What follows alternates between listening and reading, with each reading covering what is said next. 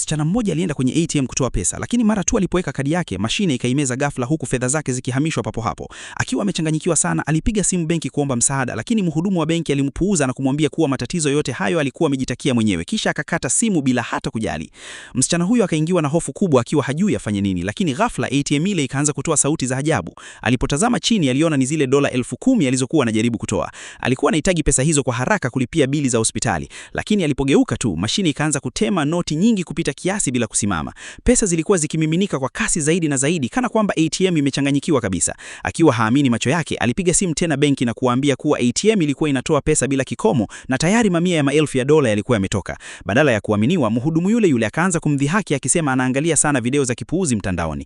Msichana huyo akasema kwa sauti ya wasiwasi kuwa alikuwa karibu kufunikwa kabisa na mlima wa pesa na kuwa walihitaji kufika haraka, lakini mhudumu akaendelea kumkejeli na kumwambia alete pesa zote benki mwenyewe au aache kupoteza muda wao. Hata hospitali ilimpigia simu ikimtaka alipe bili haraka iwezekanavyo. Akiwa hana jinsi nyingine, akapiga tena benki, lakini akakutana tena na mhudumu huyo mkorofi ambaye sasa alikuwa amepoteza kabisa subira.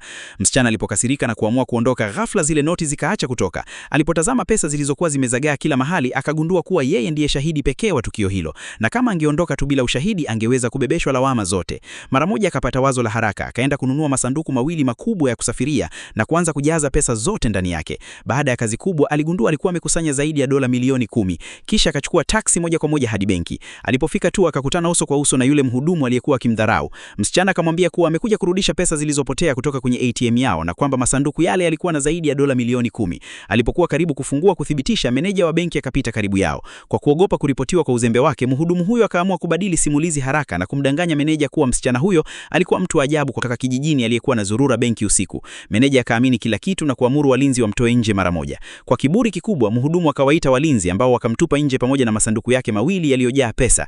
Msichana huyo akasimama taratibu akizuia hasira zake na kuwaambia kuwa alikuwa amekuja kurudisha dola milioni 10, lakini walinzi wakaanza kucheka wakiamini ni uongo mtupu. Alipoomba wafungue wajionee wenyewe, hakuna aliyemsikiliza. Mwishowe subira yake ikaisha, akawauliza kwa mara ya mwisho kama kweli walitaka aondoke, nao wakamjibu ndio. Ndipo akadai apewe hati rasmi iliyoandikwa na kusainiwa ikieleza kuwa katika tarehe hiyo ATM yao ilipata hitilafu kubwa na kwamba yeye alijitolea kurudisha zaidi ya dola milioni 10 huku akiondolewa lawama zozote za baadaye.